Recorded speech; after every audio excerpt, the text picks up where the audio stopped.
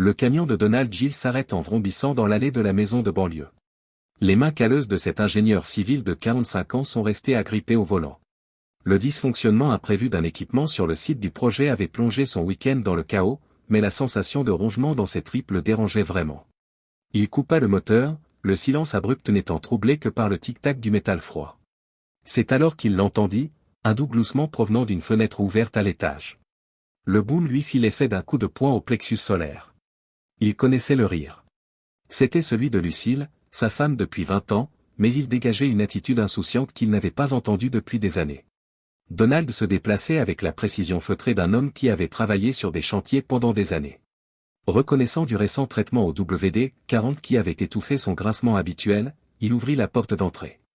Une fois de plus, le rire retentit de leur chambre à l'étage, plus fort maintenant. « Oh, Jason, tu es terrible. » La voix de Lucille dérive, mélange de rire à peine retenu et de fausse indignation. Jason est le nom que le cerveau de Donald trouve logé comme une écharde. Il a connu un Jason, le professeur de yoga de Lucille, jeune et athlétique, avec un sourire simple que Donald avait toujours considéré comme un peu trop agréable. Son regard se porta sur le téléphone de Lucille, laissé négligemment sur le comptoir de la cuisine.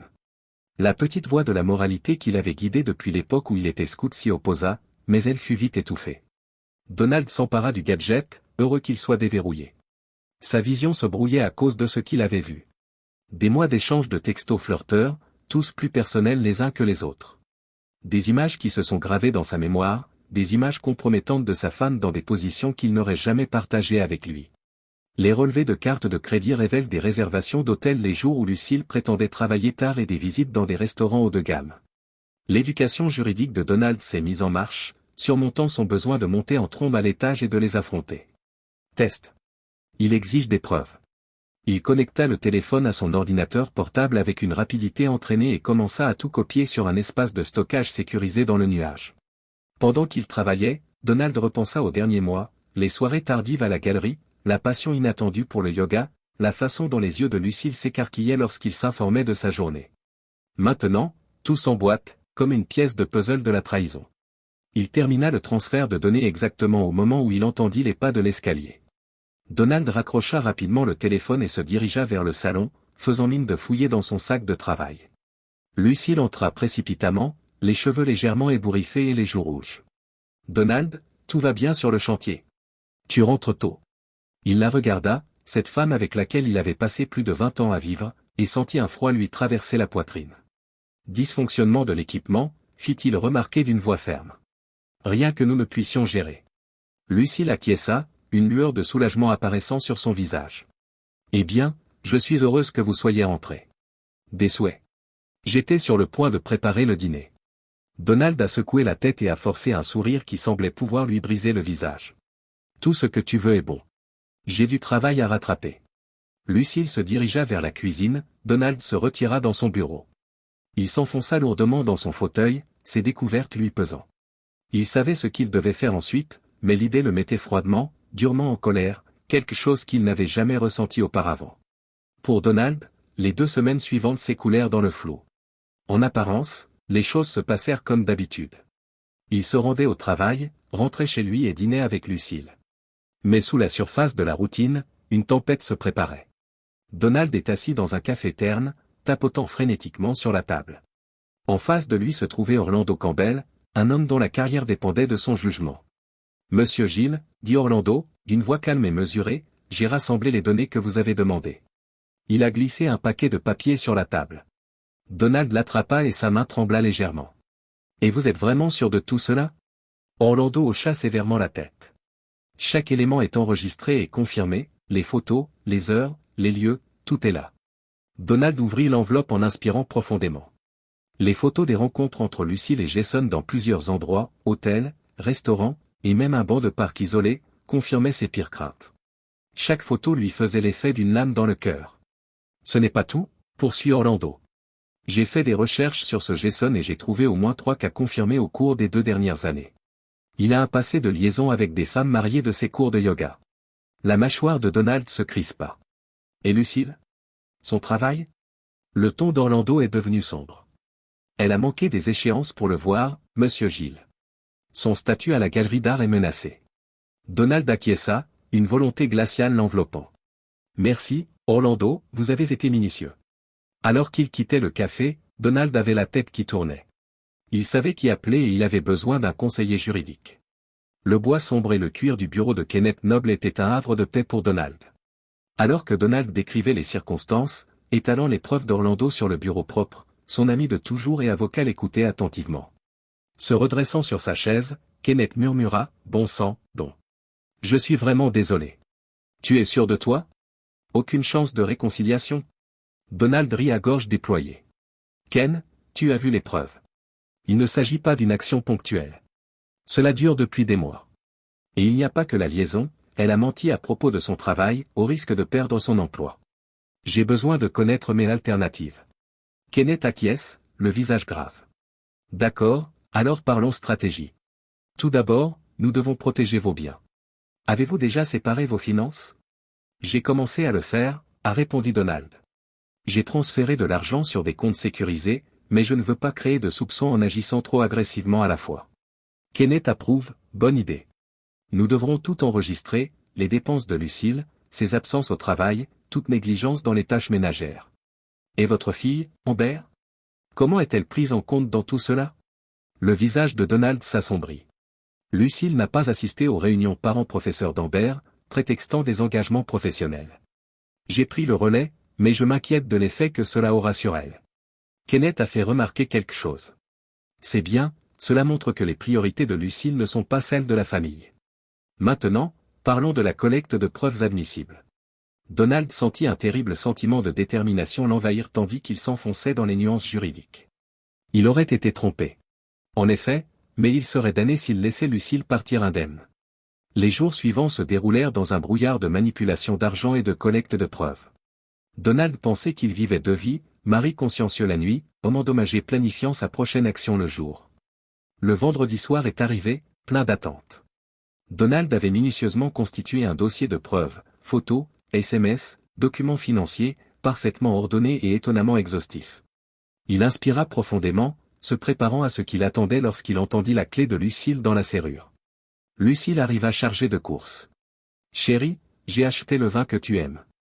J'ai pensé que nous pourrions avoir un bon dîner ce soir. » Donald l'observa dans la cuisine, sa domesticité contrastant fortement avec la preuve de sa malhonnêteté qui reposait sur ses genoux dans un dossier. « Ça m'a l'air super, » répondit-il, d'une voix parfaitement neutre. « Pourquoi ne pas s'asseoir et discuter pendant que ça cuit ?» Lucille le regarda, un soupçon d'inquiétude, de culpabilité traversant son visage, puis elle sourit. Elle sourit. Tout est bon. Leur dossier entre eux comme une bombe à retardement, ils s'installèrent à la table de la salle à manger. Donald se tourna vers sa femme, la regarda vraiment, et pendant une seconde, il vit la jeune femme dont il était tombé amoureux toutes ces années passées. Puis sa détermination se renforça alors qu'il la voyait enveloppée autour de Jason. D'une voix ferme, il dit, « Lucille, j'ai besoin que tu sois honnête avec moi. Quelle est votre relation avec Jason ?» Le visage de Lucille perdit ses couleurs, mais elle se redressa rapidement. Le visage de Lucille perdit sa couleur, mais elle se redressa rapidement. « Jason ? Mon professeur de yoga est simplement un ami, Donald. » Pourquoi cette question? Donald hocha doucement la tête, comme s'il évaluait ses commentaires. Puis il ouvrit le dossier d'un geste prudent et commença à étaler les preuves au fur et à mesure. « Juste un ami, alors ?» répéta-t-il, la voix inerte, en posant sur la table une photo de Lucille et Jason s'embrassant dans le hall d'un hôtel. « Est-ce que tu salues tous tes amis comme ça ?» Lucille ouvrit et ferma la bouche en silence, ses yeux s'écarquillèrent. Donald continua, implacable, ou peut-être que c'est un comportement amical normal. Il glissa une impression de leur SMS, des détails personnels dont la lecture le rendait malade. « Dis-moi, Lucille, est-ce que tous tes copains sont au courant de la couleur que tu aimes pour tes sous-vêtements? » Donald, je... Lucille balbutie, son calme se désagrège. « Je peux t'expliquer. » Donald prit la parole d'une voix glaciale. « Pourriez-vous clarifier les frais d'hôtel de la carte de crédit? Les jours où vous vous êtes fait porter pâle pour vous rendre au travail, c'était vraiment avec lui. L'argent que vous lui avez transmis? » Les larmes coulent à présent sur le visage de Lucille. C'était une erreur, un léger manque de jugement. Cela n'a eu aucune incidence. Donald se mit à rire, d'un son acre et tranchant. Une petite erreur? Lucille, cela fait des mois que cela dure. Tu as menti à notre fille, à moi, à tes collègues. Tu as négligé tes obligations et gaspillé notre argent. Dis-moi, dans tout cela, qu'est-ce qui est passager? Ils entendent un souffle dans l'embrasure de la porte avant que Lucille ne puisse répondre. Ils se retournent pour voir leur fille, Amber, qui se tient là, avec un masque de choc et d'incertitude sur le visage. Maman, s'il te plaît. Maman, s'il te plaît. Qu'est-ce qui se passe? La voix d'Amber tremblait. Donald sursaute. Amber, je suis désolé que tu aies dû apprendre de cette façon, mais ta mère. Amber dit, ne t'avise pas, son incrédulité se transformant en rage. Je ne peux pas croire que tu sois si glacial au sujet de la liaison de maman, je suis déjà au courant. Donald a cru qu'il avait été giflé. Tu sais? Les yeux d'Amber se sont écarquillés. Évidemment, je le savais. Maman a été plus heureuse ces derniers mois que je ne l'ai vue depuis des années. Et maintenant, tu vas tout gâcher pour quelque chose d'aussi stupide qu'une liaison. Amber, tu ne comprends pas, commença Donald, mais sa fille le coupa une fois de plus. Non, tu ne comprends pas, les individus font des erreurs, papa. Mais tu es mort pour moi si tu nous quittes à cause de ça et que tu ne peux pas pardonner à maman. Les mots sont restés en suspens, durs et définitifs. Donald sentit un fossé se creuser sous lui alors qu'il regardait de sa fille en colère à sa femme en pleurs. Il se tint debout en silence et sortit de la pièce. Dans leur chambre, où Lucille l'avait trahi à plusieurs reprises, il prépara un sac. La voix d'Amber montait de l'étage inférieur. Maman, ne panique pas, il s'en remettra. Votre niveau de bonheur compte aussi. Donald ferma sa valise tandis qu'un nœud ferme et glacial se formait dans sa poitrine. Une pensée s'imposa à lui alors qu'il quittait la maison, abandonnant la dévastation de sa famille, ce n'était pas fini. Certainement pas. La chambre d'hôtel était froide et impersonnelle, un cadre approprié pour la froideur que la poitrine de Donald Gill avait acquise. Son ordinateur portable ouvert devant lui, il se percha sur le côté du lit. Les événements des dernières 48 heures tournaient en boucle dans sa mémoire, la trahison, la confrontation, les mots d'Amber, « Tu es mort pour moi », résonnant comme une répétition impitoyable. Donald se massa les yeux, la fatigue émotionnelle et physique menaçant de l'envahir. Mais il ne pouvait pas se permettre de s'effondrer. Pas maintenant. Pas alors qu'il y avait tant à faire.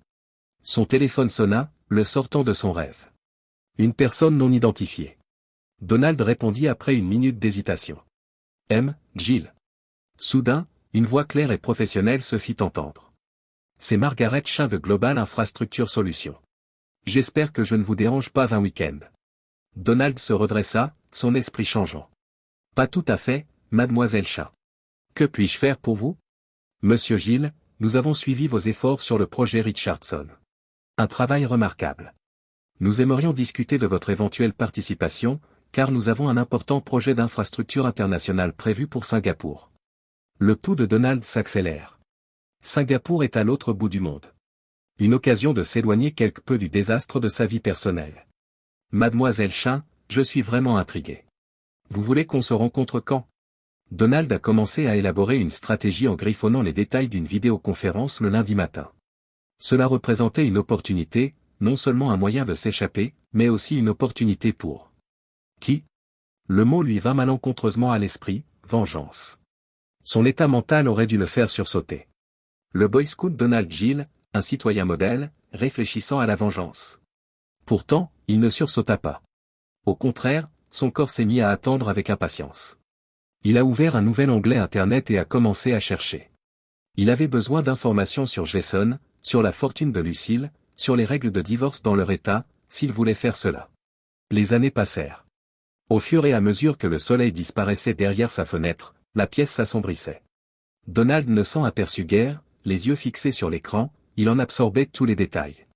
Il tomba sur un forum parlant d'un instructeur nommé Jason qui avait profité d'elle en déclarant ses problèmes de jeu et ses liens avec des usuriers locaux, bien après minuit, ce qui le fit se redresser.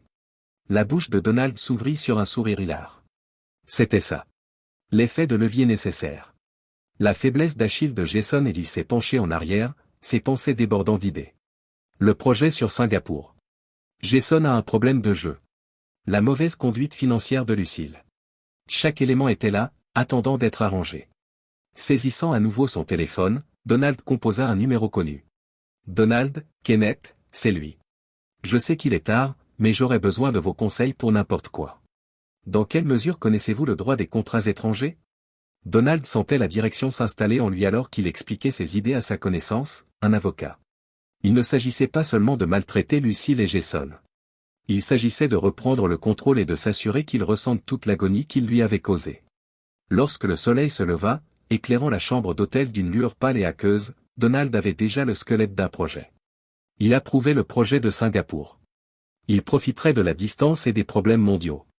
Et il s'assurerait que Jason et Lucille comprennent la véritable signification des répercussions. Donald se leva, s'étira les muscles tendus, puis se dirigea vers la fenêtre. Les gens commençaient leur rituel dominical, la ville se réveillait en contrebas, ignorant superbement la tempête qui se préparait dans la salle 412. D'un regard ferme et concentré, il posa la paume de sa main sur le verre froid et vit son reflet. « Sois prêt », se dit-il, écho déformé de ses années de scout. Oui, il serait prêt. C'est tout à fait exact. Il ne saurait pas non plus ce qui les attendait. Le scintillement lointain de la ligne d'horizon de Singapour était la preuve du désir humain et du génie de l'ingénierie. Debout devant les fenêtres du sol au plafond de son bureau improvisé, Donald Gill sentait son esprit s'éloigner des merveilles architecturales qui s'offraient à lui. Un mois s'est écoulé depuis qu'il a laissé derrière lui la dévastation de sa vie personnelle, un mois de planification méticuleuse et d'action au coup par coup. Il était maintenant temps de passer à la phase suivante. Donald se retourna vers son poste de travail, où son ordinateur portable affichait une série de rapports financiers complexes. Il avait réuni un groupe de comptables judiciaires, sans doute pour examiner le budget du projet. En fait, il suivait chaque dollar des actifs de Lucille et des siens. Son téléphone a sonné, un message d'un comptable en chef. « Tu dois voir ça. » En ouvrant le fichier qui l'accompagnait, le rythme cardiaque de Donald s'est accéléré. Noir et blanc, c'était là. Lucille avait détourné de l'argent de leur compte commun, d'abord un peu, puis davantage, et l'avait transféré sur un compte au nom de Jason Msekini. La bouche de Donald s'ouvrit en un sourire vicieux au coin. Il ne s'agissait plus seulement d'adultère. Il s'agissait d'une mauvaise conduite financière. D'un point de vue juridique, cela serait considéré comme une dissension des biens matrimoniaux. Il ajouta la preuve bien conservée à son dossier de montage. Puis il a ouvert son courrier électronique, un compte anonyme qu'il avait créé quelques semaines plus tôt. Il commença à écrire des notes aux clients du yoga de Jason avec une précision délibérée et mécanique. Bien sûr, aucune d'entre elles. Seulement les femmes mariées. Juste assez pour lancer les chuchotements, les rumeurs. Saviez-vous que votre professeur avait l'habitude de poursuivre des étudiantes mariées? Connaissez-vous les dettes de jeu de Jason Msekini? Envoyez. Donald se renverse sur sa chaise, imaginant l'anarchie que ces petites bombes numériques produiraient. La crédibilité de Jason en souffrirait. Sa clientèle diminuerait. Les exigences financières augmenteraient. Mais il devait quand même finir. Donald saisit son téléphone jetable, acheté avec de l'argent liquide, intraçable, et appela un numéro qu'il avait obtenu par des moyens moins que légaux. Une voix tranchante dit « Oui ». La voix de Donald se stabilise, c'est Big Mike. Qui se demande? Quelqu'un qui pense que vous pourriez être intéressé par une nouvelle source de revenus pour Jason Msekini. Je sais qu'il vous doit beaucoup. L'autre bout du fil s'est arrêté aussi. J'écoute maintenant. Donald grimace. Les usuriers allaient encore accroître la pression. Jason se retrouverait confiné de tous les côtés. Une fois cette corvée terminée, Donald se concentra sur le portefeuille financier commun que Lucille supervisait. Par quelques transactions prudentes, il pourrait donner l'impression que ses choix avaient entraîné des pertes considérables. Pas de quoi les mettre en faillite. Il n'était pas prêt à compromettre son propre avenir financier, mais cela contribuerait à la tension croissante. Pendant qu'il effectuait les transactions, Donald pensait à Amber, sa fille. Les mots qu'elle avait prononcés résonnaient encore dans sa mémoire, la trahison le brûlait encore. Il ne pouvait cependant pas se résoudre à la viser personnellement. Il avait plutôt gardé le fonds d'éducation de sa fille sur un autre compte. Que les actes de Lucille et de Jason compromettent leur propre avenir, pas celui d'Amber. Le reste de la journée s'est déroulé entre réunions et conférences téléphoniques. Donald s'est comporté comme l'ingénieur dévoué qui se concentre sur l'énorme projet d'infrastructure. Bienveillant, son esprit était toujours en train de travailler, d'organiser, d'améliorer son approche. Donald s'est déplacé une dernière fois alors que le soir tombait. Il a contacté des artistes sur le terrain, des gens qu'il avait connus par l'intermédiaire de Lucille au fil des ans. Ici, dans une remarque désinvolte, un léger sous-entendu. Juste ce qu'il faut pour semer le doute sur la moralité de Lucille sur son lieu de travail. Poussé mais satisfait, Donald se laissa enfin aller à la détente. Il se remplit un verre de whisky et retourne regarder la belle métropole par la fenêtre. Dans cette contemplation, il a du mal à se reconnaître. Plus dur, plus froid était l'homme qui le fixait. Un homme capable de riposte mesurée. Donald leva son verre en guise de salut à sa méditation. Au chemin qui ne pardonne pas, dit-il, avant de boire abondamment. 2 mois après le début de son projet, Donald découvrit qu'il se tenait à nouveau devant la porte d'entrée familière de la maison qu'il avait appelée la sienne. Son teint avait bronzé sous le soleil de Singapour et les semaines de châtiment délibéré avaient aiguisé sa volonté. Il inspira profondément, se stabilisant pour ce qu'il attendait, puis sonna à la porte. Lucille ouvrit la porte, surprise par sa propre vue. « Donald, je ne savais pas que tu étais de retour en ville. » Donald esquissa un sourire qui n'atteignit pas ses yeux. « Surprise, fit-il remarquer, d'une voix précisément neutre. « Puis-je entrer ? J'ai pensé que nous pourrions parler. » Lucille réfléchit un peu puis s'écarta. Donald arriva et vit les changements mineurs dans la maison, un nouveau coussin sur le canapé, une odeur différente dans l'air, de petits détails qui en disaient long sur la façon dont la vie s'était déroulée sans lui. Mais son regard est attiré par Lucille elle-même. Il y a 2 mois, la femme surdelle et insouciante qu'il avait laissée derrière lui avait disparu. À sa place, une personne tendue et déconcentrée, les yeux cernés et les sourcils continuellement plissés. Il s'allonge dans le salon, un silence désagréable s'installe entre eux. Enfin, Lucille dit, la voix tendue par une politesse artificielle, « Comment se passe le projet à Singapour ?» Voyant les yeux de Lucille s'éteindre, Donald se lança dans une discussion approfondie sur les travaux d'infrastructure. Son téléphone a sonné, au milieu de la phrase où il se trouvait. Elle le regarda, le visage légèrement tourné, puis le fit taire rapidement. « Tout va bien ?» demanda Donald, essayant de paraître inquiet. Lucille hocha rapidement la tête. En effet, seul le travail compte. Vous savez comment ça se passe. Donald, lui, savait.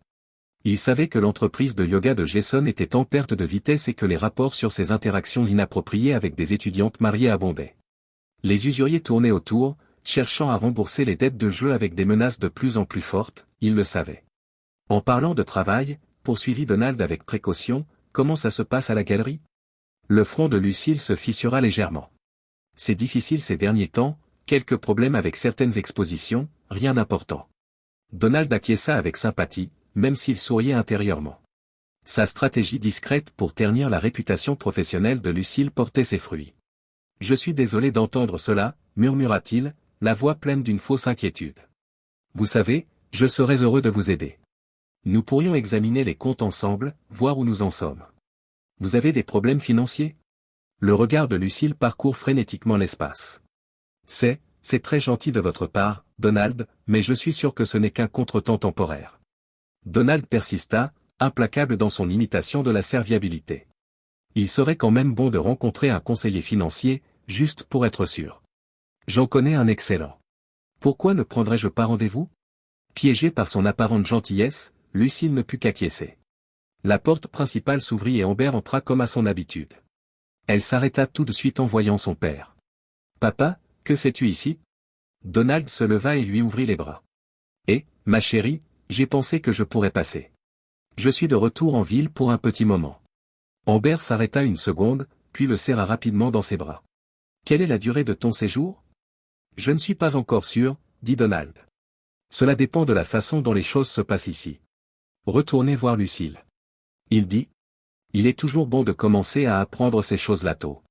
Je vais organiser cette réunion avec un conseiller financier, peut-être qu'Amber devrait se joindre à nous aussi. Amber plissa les yeux. Conseiller financier. Qu'est-ce qui se passe? Lucille s'élance rapidement. C'est juste une planification financière normale, chérie. Rien. Mais Donald pouvait détecter le germe mental d'incertitude d'Amber. Supérieur. Qu'elle commence à poser des questions.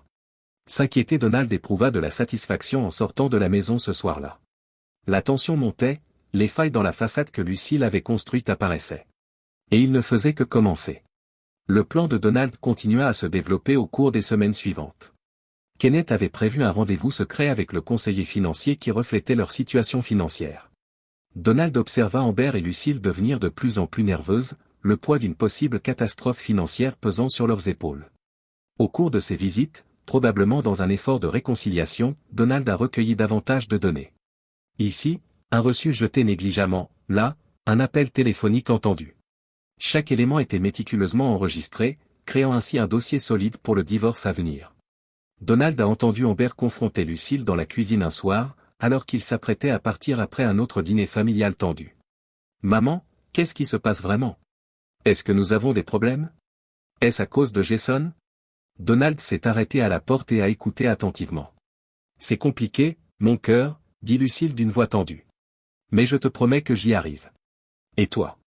La voix d'Amber s'est légèrement brisée. Papa est de retour.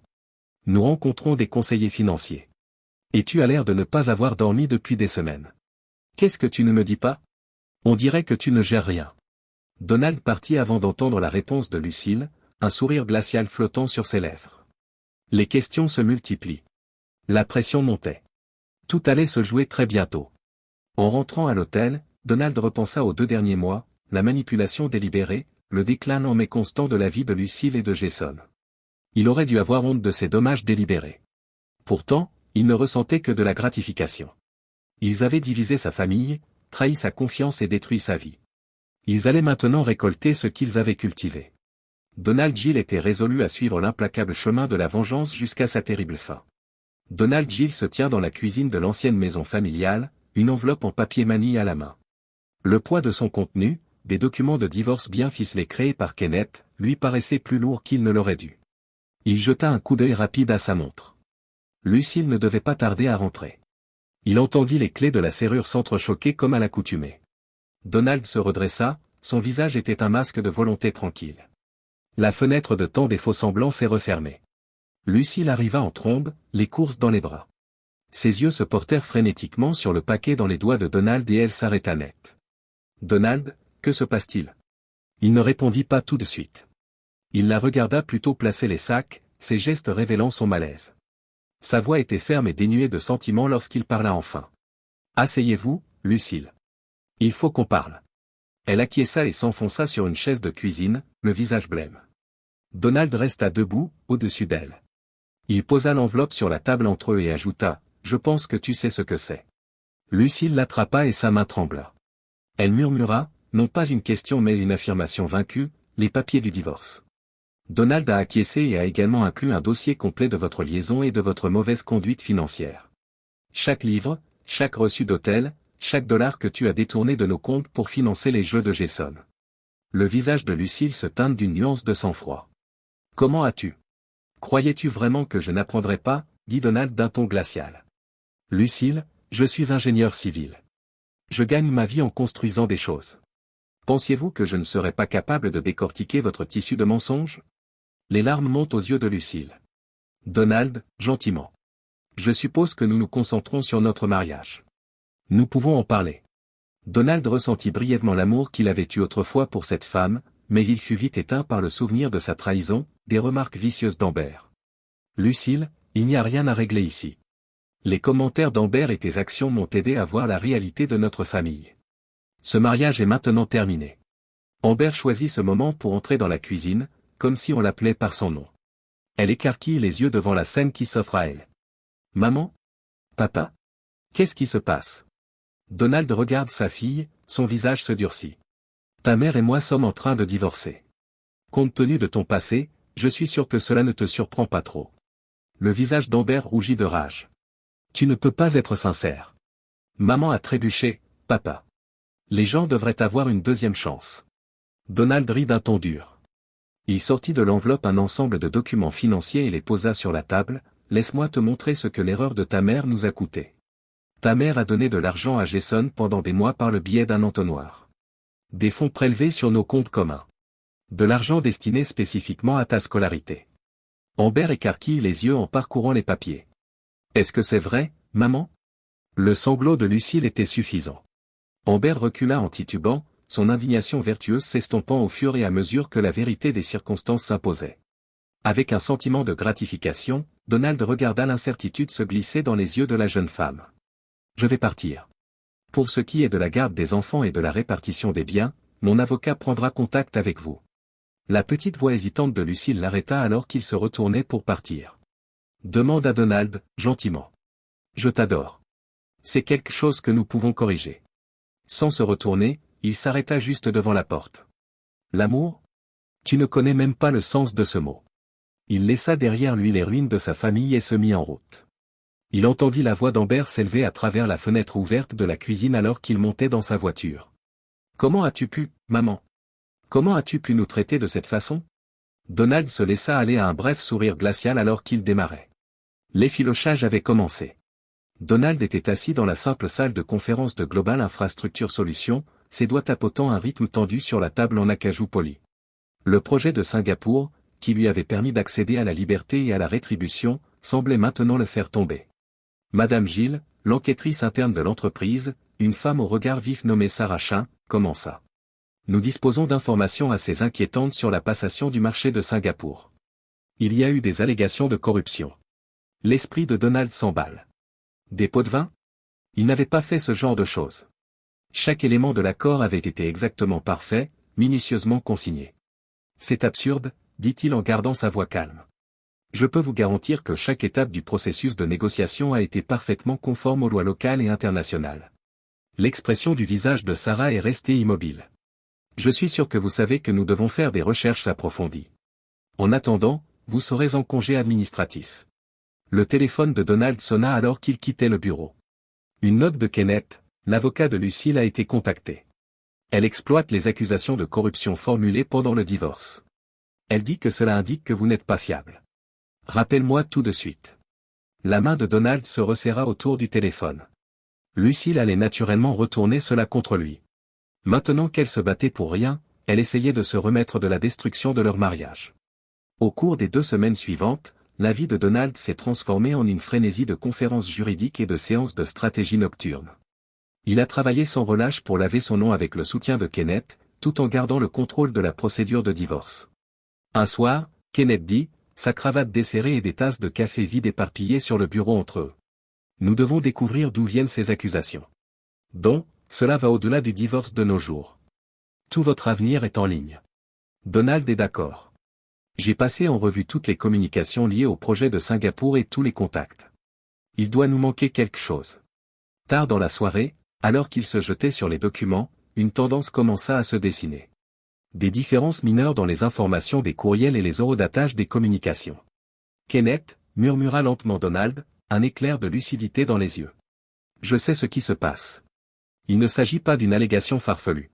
Quelqu'un essaie délibérément de me piéger. Intrigué, Kenneth se pencha en avant. Regardez ces courriels, dit Donald en présentant une série d'imprimés. Il y a un décalage entre les en-têtes. Une personne a intercepté et modifié notre correspondance. Mais qui pourrait avoir les moyens et la volonté d'entreprendre une telle chose? La réponse est tombée simultanément sur eux deux. Une entreprise concurrente. Donald et Kenneth se concentrent davantage sur cette nouvelle piste. Pour retracer les communications modifiées, ils ont fait appel à des professionnels de la cybersécurité qui ont analysé les traces écrites pour trouver des comptes offshore et des entreprises fictives. La procédure de divorce se profilait de l'autre côté. Forte des allégations de corruption, Lucille plaide en faveur d'un paiement plus important. Après tout, a déclaré son avocat lors d'une conférence très animée, Madame Gilles a besoin d'être protégée, étant donné que Monsieur Gilles est presque certain d'être au chômage et qu'il risque d'être poursuivi au pénal. Donald serre les dents, s'efforçant de garder son sang-froid. Il savait que la vérité ferait surface. Il le fallait. Donald s'est retrouvé à travailler 24 heures sur 24 au fur et à mesure que l'enquête avançait. Jour après jour, il rassemble des preuves pour se disculper dans l'affaire de corruption. Le soir, il peaufinait son approche de la procédure de divorce. Le sommeil commençait à lui sembler un luxe qu'il ne pouvait s'offrir. Lors d'une de ses séances nocturnes, alors que Donald fouillait dans une énième série de documents financiers, il est tombé sur la pièce à conviction essentielle, une série de transactions soigneusement dissimulées reliant une entreprise de construction concurrente aux sociétés fictives à l'origine des communications modifiées. Donald a murmuré « Je t'ai eu », un sourire radieux apparaissant sur son visage. Il s'est empressé d'appeler Kenneth. Il dit d'emblée « Nous les avons », lorsque son ami décroche. Nous devons agir rapidement, je peux démontrer que les allégations de corruption étaient un coup monté. Kenneth a parlé avec vivacité, même à une heure tardive. Je suis en route. Jusqu'à ce que j'arrive, ne faites rien. Donald s'accorda un peu de temps pour réfléchir aux résultats qu'il s'apprêtait à communiquer à Global Infrastructure Solutions et aux autorités.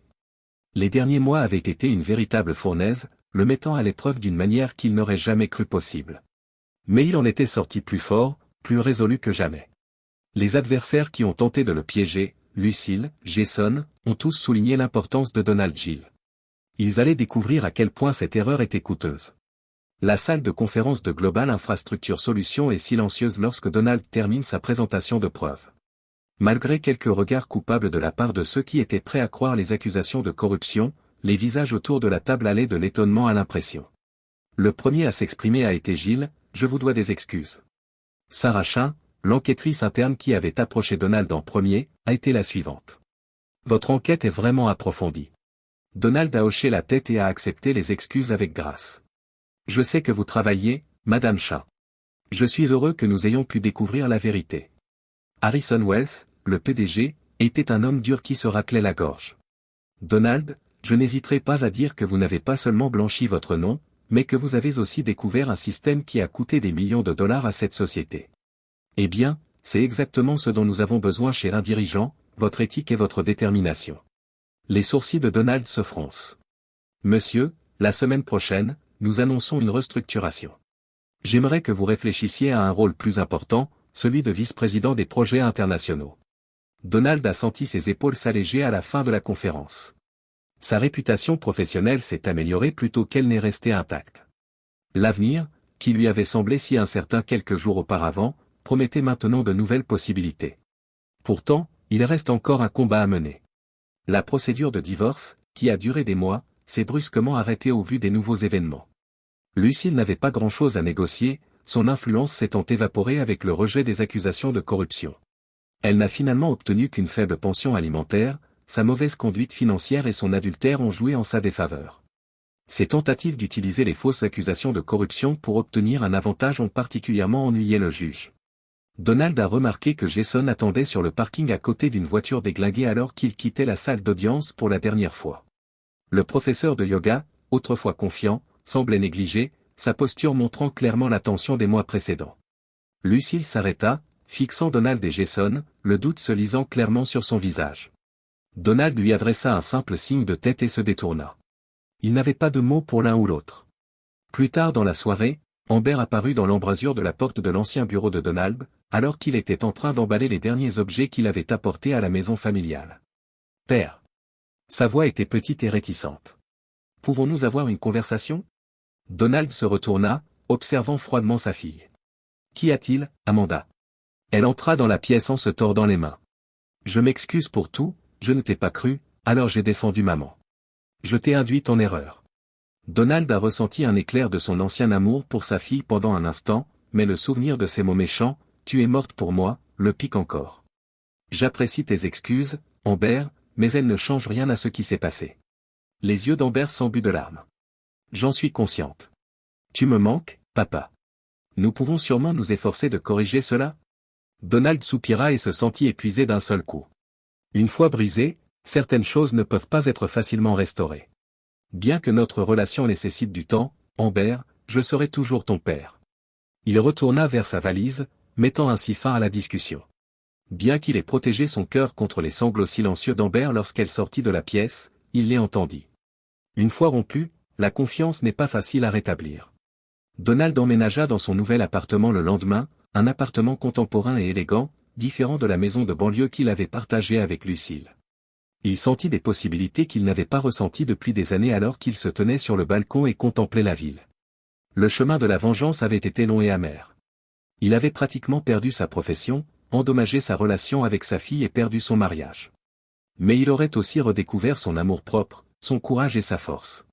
Donald Gill salue les nouveaux départs en levant son verre au soleil couchant. Il était arrivé ici, sur cette route impitoyable, à ce moment de tranquillité durement gagné. Quoi qu'il advienne, il le vivra à sa façon.